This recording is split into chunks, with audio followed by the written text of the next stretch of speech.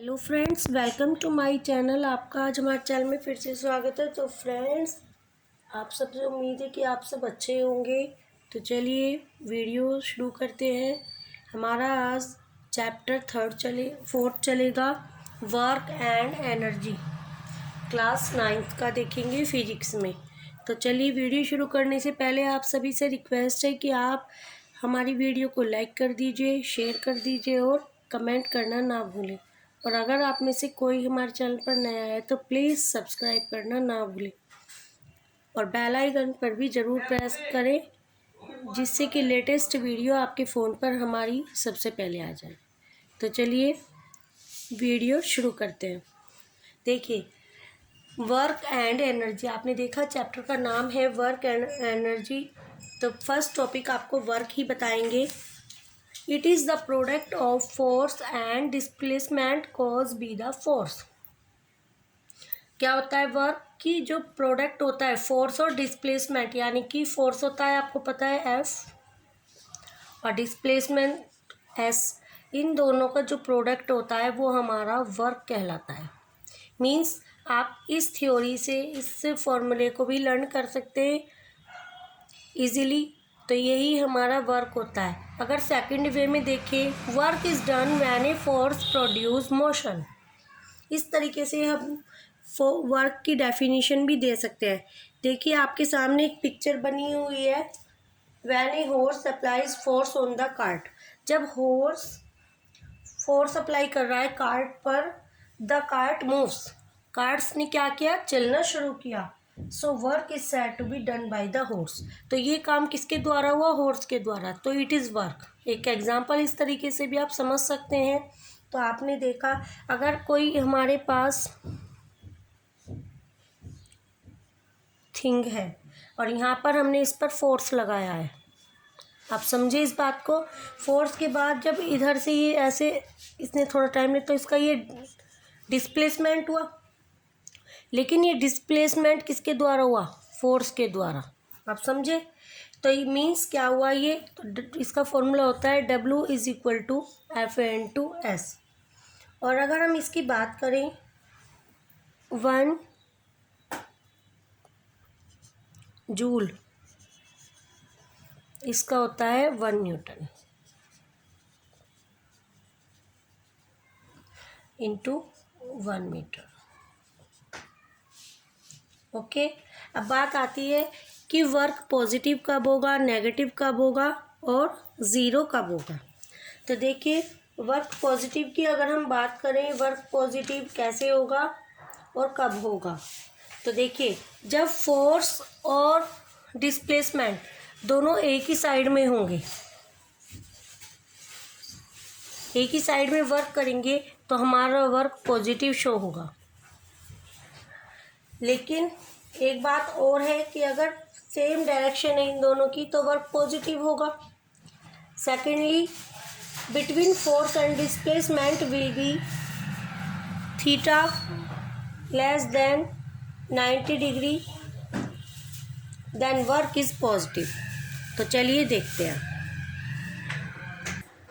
देखिए, अभी हम आपसे कह रहे थे कि वर्क पॉजिटिव की बात करें तो फोर्स और डिस्प्लेसमेंट जब सेम साइड में होंगे, डायरेक्शन इनकी सेम होगी, तो हमारा वर्क पॉजिटिव होगा। अगर सेकेंडली हम समझे कि यहाँ पे कोई थिंग है, यहाँ पे फोर्स लगा और यहाँ पे डिस्प्लेसमेंट, तो इनके बीच में जो एंगल बनेगा वो थीटा, वो एक एक्यूट एंगल का काम करेगा। एक्यूट एंगल से मतलब है कि वो 90 से कम होगा। तो हम इसको किस तरीके से शो कर सकते हैं, सेकंड पॉइंट इसका जो हम दिखा रहे हैं वो लिखिए आप। बिटवीन फोर्स, जो थीटा होगा, theta between force and displacement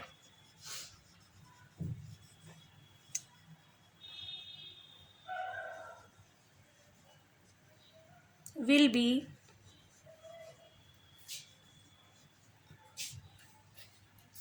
theta less than 90 degree, या फिर हम इसे ऐसे भी लिख सकते हैं लेस देन 90 डिग्री। तो ये कौन सा एंगल हो जाता है जब 90 से कम होता है, तो एक्यूट एंगल बोलते हैं इसको। Then work is positive. जो हमारा वर्क होगा वो पॉजिटिव होगा। तो आपने देखा पॉजिटिव की कंडीशन, अगर आप इस चैप्टर के न्यूमेरिकल करते हैं तो आपको ये दिक्कत नहीं आने की, अगर आपने ये टॉपिक क्लियर कर रहा है। और अगर आपने अभी तक हमारा चैनल सब्सक्राइब नहीं किया है तो प्लीज़ जल्दी से कर दीजिए। तो चलिए आगे चलते हैं, टॉपिक देखते हैं। तो आपने देखा कि फोर्स और डिस्प्लेसमेंट जब सेम डायरेक्शन में होंगे तो वर्क पॉजिटिव होगा। सेकंड पॉइंट है आपका, जब थीटा जो हमारा बनेगा अगर वो एक्यूट एंगल की शो कर रहा है तो वर्क इज़ पॉजिटिव। तो चलिए अब नेगेटिव की बात करते हैं, नेगेटिव कब होगा वर्क। देखिए अगर वर्क नेगेटिव की बात करें तो अगर इनकी डायरेक्शन चेंज हो जाती है तो हमारा वर्क नेगेटिव होगा। अगर सेकंड पॉइंट की बात करें कि यहाँ पे कोई पत्थर है, यहाँ से फोर्स लग रहा है इस पर और नीचे इसका डिस्प्लेसमेंट है, तो मीन्स इनकी डायरेक्शन चेंज हो गई, तो थीटा जो बनेगा वो हमारा 90 डिग्री से बड़ा होगा। तो जब 90 डिग्री से बड़ा होगा तो भी हमारा वर्क नेगेटिव ही शो करेगा। तो चलिए अब देखते हैं बात। अब तो हमने बताया आपको कि प्लस कब होगा पॉजिटिव और नेगेटिव कब होगा। अब बात करेंगे वर्क ज़ीरो कब शो करेगा। तो वर्क ज़ीरो कब होगा, फॉर्मूला भी हमने आपको बताया था, W is equal to F into S. Means अगर F is equal to zero then work is equal to zero. Means आप क्या देख रहे हैं कि अगर डिस्प्लेसमेंट या वर्क कोई भी ज़ीरो होगा तब भी हमारा वर्क ज़ीरो ही होगा। तो चलिए नेक्स्ट पॉइंट पर चलते हैं। अगर देखिए यहाँ पे कोई अर्थ है, अर्थ में राउंड ले रहा है मून कोई, तो उसमें ग्रेविटिविटी क्या लगेगी। अब देखिए theta is equal to 90 degree काम करेगा तो हम वर्क देखेंगे कि वर्क क्या होगा। W is equal to F into S, F into S cos 90। तो वर्क क्या होगा हमारा एफ इंटू एस, आपको पता ही है कॉस 90 होता है ज़ीरो, तो जब ये ज़ीरो है तो ऑलरेडी वो all value of zero, F into S into zero, यानी कि वर्क हमारा ज़ीरो आ गया। तो चलिए नेक्स्ट टॉपिक देखते हैं। देखिए नेक्स्ट टॉपिक आता है आपका एनर्जी। एनर्जी क्या होती है, it is the capacity of to do work. जो हम कैपेसिटी लगाते हैं किसी भी काम को करने के लिए वो हमारी एक एनर्जी होती है। जितनी हमारी एनर्जी होगी उतना ही जल्दी वर्क होता है। तो कैपेसिटी के ऊपर डिपेंड है हमारा वर्क की वैल्यू। तो चलिए देखते हैं कौन कौन सी फॉर्म होती हैं, various form of energy. First है आपका kinetic energy, potential energy, next chemical energy, fourth heat energy. इसके बाद आती है बात light energy, sound energy, electrical energy और न्यूक्लियर एनर्जी। तो देखिए आपने ये सारे ऑप्शन देखे कि इतनी सारी एनर्जी होती है। अगर हम एग्जांपल से समझाएं आपको तो देखिए फ़ोन पर बात करना, सब फ़ोन पर बातें करते हैं तो फ़ोन पर बातें करना भी एक एनर्जी होती है। जैसे कि हमने किसी फ़ोन पर बात करी तो इसमें से हीट, साउंड और लाइट एनर्जी का हमें पता लगा। तो ये देखिए इसमें कौन सी एनर्जी, केमिकल एनर्जी, आप समझ रहे हैं इसमें केमिकल एनर्जी होगी। तो एक फ़ोन पर बात करना भी एक हमारा एनर्जी है। तो चलिए laws of conversation of energy देखते हैं। अगर इसकी हम बात करें तो इसका भी मात्रक सेम होता है, 1 joule is equal to 1 newton. देखिए laws of conversation of energy क्या है, energy is the ability of to do work. Work करने के लिए जो एबिलिटी चाहिए वो एक एनर्जी होती है। हम इस तरीके से भी लिख सकते हैं, energy can nether be created nor be destroyed.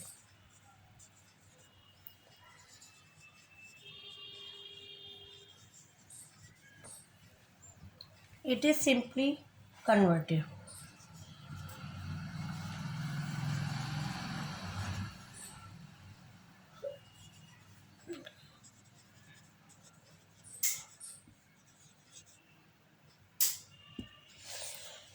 अगर आप बात करें द टोटल एनर्जी, तो टोटल एनर्जी कैसे लिखा जा सकता है, ऑलवेज रिमेन कॉन्ट्रैक्ट। अब आती है बात पावर की। तो पावर देखते हैं क्या होती है। पावर एक, अगर हमें एनर्जी होगी तो हम पावर का भी यूज़ करेंगे, पावर भी एनर्जी पर डिपेंड है। तो चलिए देखते हैं वर्क कैसे होगा। It is work done per unit time. तो देखिए power,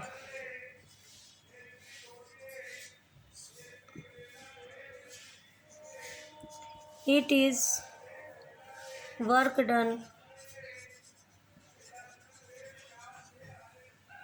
per unit time.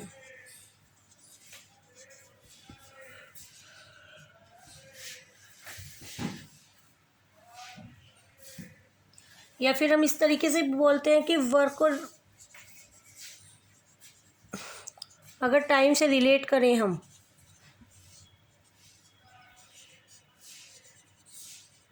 Relate करना ही पावर है। ठीक है, सेकंड अगर आप ये देखें तो इससे भी आप समझ सकते हैं।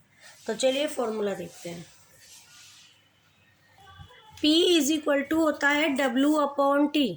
तो 1 वाट इज इक्वल टू होता है 1 जूल अपॉन 1 सेकेंड, और 1 जू वाट बराबर होता है 1 जूल अपॉन 1 सेकेंड। इसको शॉर्ट फॉर्म में इस तरीके से लिख सकते हैं। तो 1 watt is equal to 1 joule per second. आपने देखा कि ये टाइम के ऊपर डिपेंड है, तो हमने बताया कि पर सेकेंड के हिसाब से ही डिपेंड हो जाएगा। 1 kilowatt is equal to 1000 watt. तो इस तरीके से इसको लिख सकते हैं 1 kilowatt is equal to 1000 watt. अब आप सोचेंगे कि ये मैं क्यों करा रही हूँ, क्योंकि अब आप इस चैप्टर के अगर न्यूमेरिकल करेंगे तो इन फॉर्मूले से आपको बहुत हेल्प मिलेगी। हमारी वीडियो बहुत हेल्पफुल होने वाली है, तो लास्ट तक देखते रहिए। 1 horsepower is equal to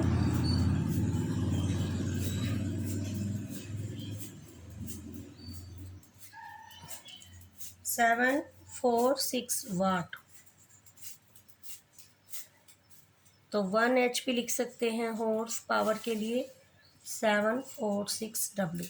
इस तरीके से P इज इक्वल टू होता है Fs/T। ये आपको न्यूमेरिकल में हेल्प मिलेगी इस फॉर्मूले से। तो चलिए आगे देखते हैं। देखिए मैकेनिकल एनर्जी क्या होता है। Energy that is produced by an object due to its motion और ड्यू टू इट्स पोजीशन। वो किस पर डिपेंड करती है, मोशन पर डिपेंड करती है और पोजीशन पर डिपेंड करती है। कोई ऑब्जेक्ट है, देखिए इसमें वेलोसिटी लग रही है v और मास लग रहा है m। तो आप देखेंगे इसमें जो एनर्जी काम करेगी वो कौन सी एनर्जी होती है। तो पहले देखेंगे हम काइनेटिक एनर्जी। इसमें जो एनर्जी काम कर रही है वो है काइनेटिक एनर्जी। अब आप बात करेंगे कि काइनेटिक एनर्जी क्या होती है, तो देखते हैं काइनेटिक एनर्जी क्या होती है। Energy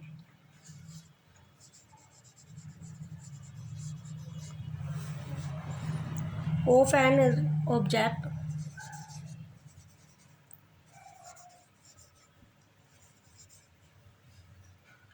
due to its motion. हम बात करने वाले थे मैकेनिकल एनर्जी, लेकिन ये इसका अंदर पार्ट्स है, तो इसलिए इसके बारे में भी बताया हमने काइनेटिक एनर्जी के बारे में। अब इसका फॉर्मूले की बात करें तो KE is equal to ½ mv² होता है इसका फॉर्मूला। इसको आप क्वेश्चंस में करेंगे तो हेल्प मिलेगी। तो चलिए आगे देखते हैं। देखिए यहाँ पे कोई पत्थर है, पत्थर पे जो लग रहा है वो मास है, और इधर डिस्प्लेसमेंट h हो गई, ग्रेविटी नीचे आ रही है इसकी। तो देखिए अब क्या कौन सी एनर्जी लगेगी, पोटेंशियल एनर्जी। तो पोटेंशियल एनर्जी क्या होती है, तो हम लिखेंगे energy produced by an object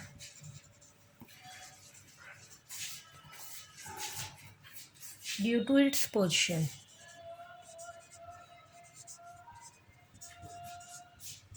आपने देखा पहले हमने आपको बताया कि वो मोशन की थी जो काइनेटिक एनर्जी थी, और अब आती है बात पोजीशन की। तो आपने देखा कि मैकेनिकल एनर्जी क्या होती है, energy that is produced by an object due to its motion और ड्यू टू इट्स पोजीशन। तो आपने देखा पोजीशन और मोशन के बारे में। अब इसकी बात करें पोटेंशियल एनर्जी की, तो इसका फॉर्मूला होता है P is equal to mgh। यहाँ से आप देख ही सकते हैं, m मास है आपका, g ग्रेविटी और h आपकी डिस्प्लेसमेंट। अब बात करें वर्क, एनर्जी एंड थ्योरम।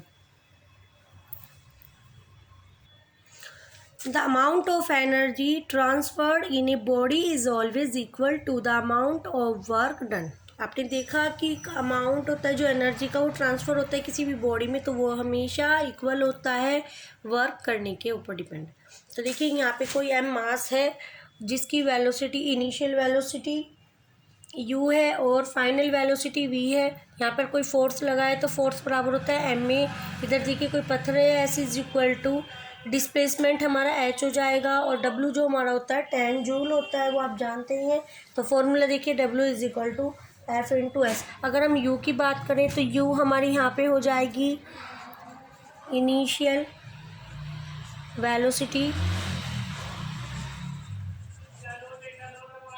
और v हमारी हो जाएगी फाइनल वेलोसिटी।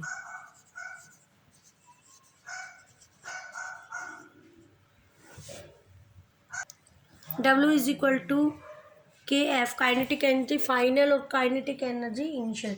अब तो देखिए ये हमारी काइनेटिक एनर्जी का फॉर्मूला होता है v square minus two square is equal to 2s। अगर हम इससे एस की वैल्यू देखें तो हमारी एस की वैल्यू क्या आएगी, v square upon 2a is equal to S. आपने देखा वर्क का फॉर्मूला होता है एफ इंटू एस। एफ हमारा क्या होता है, एम ए। अगर हम इसमें एस की वैल्यू देखें तो W is equal to M A into S की वैल्यू हम इधर से ले लेंगे v square minus u square upon 2a। A से ए कैंसिल, तो हमारा क्या बचता है, देखिए W इज इक्वल टू, ये बचेगा हमारा half M v square minus u square. आपने देखा अगर हम इसमें वैल्यू पुट करें तो देखिए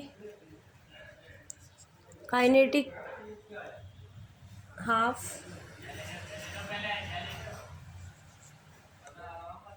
एम वी स्क्वायर माइनस, और अगर इसमें देखें इनिशियल क्या एम यू स्क्वायर। ठीक है, तो देखिए ये आ गया हमारा W is equal to K F, यानी कि फाइनल वेलोसिटी और इनिशियल।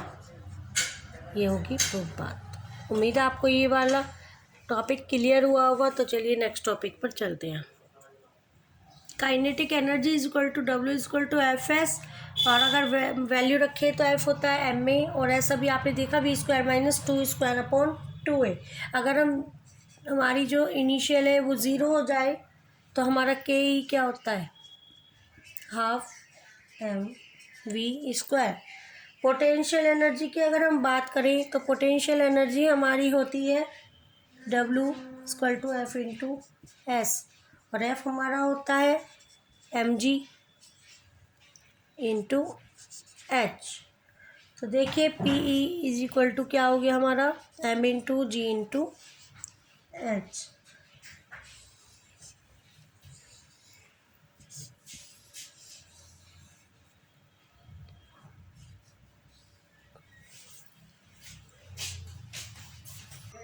देखिए law of conservation of energy, T A is equal to P A plus K. आपने देखा पोटेंशियल एनर्जी और काइनेटिक की बात करें तो देखिए इसकी वैल्यू होती है एम जी एच, और काइनेटिक की आपको पता ही है कि हाफ एम। और अगर u is equal to zero, यानी कि इनिशियल वैल्यू हमारी ज़ीरो है, तो ज़ीरो का स्क्वायर, तो हमारा क्या आ जाएगा, देखिए एम जी एच। क्योंकि ये पूरा ज़ीरो हो जाएगा तो जी जीरो है, तो बस ये बचा हमारे पास। अब बात करें दूसरे के लिए,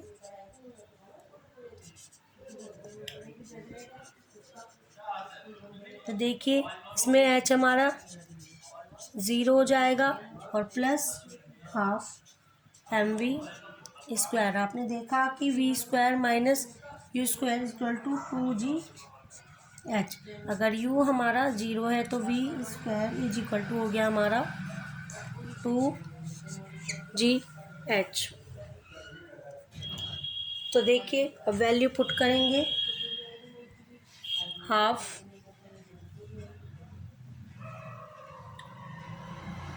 एम और वी स्क्वायर की वैल्यू देखिए तो पूरा ज़ीरो हो गया। अब हमारे पास बचता है हाफ एम वी स्क्वायर, और वी स्क्वायर की वैल्यू हम यहाँ से रख सकते हैं तो 2GH, 2 से 2 कैंसिल, तो हमारा बचा MGH।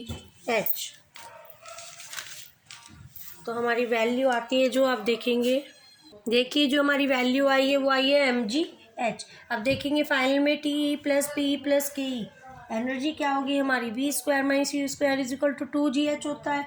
तो देखिए यू हमने ज़ीरो रखा तो v square is equal to value आती है हमारी 2GH। तो देखिए यहाँ पे वैल्यू रखेंगे MGH माइनस K हो जाएगी, और प्लस हाफ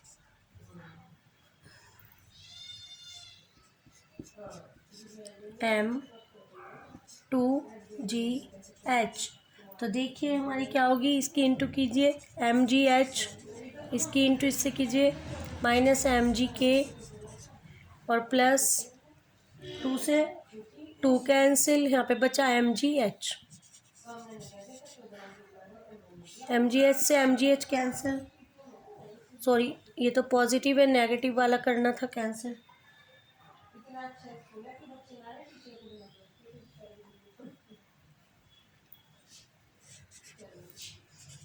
तो हमारा क्या बचता है MGH। तो TC is equal to MGH, तो इसकी वैल्यू होती है 10 जूल। तो P is equal to 10 joule. Thanks for watching my video.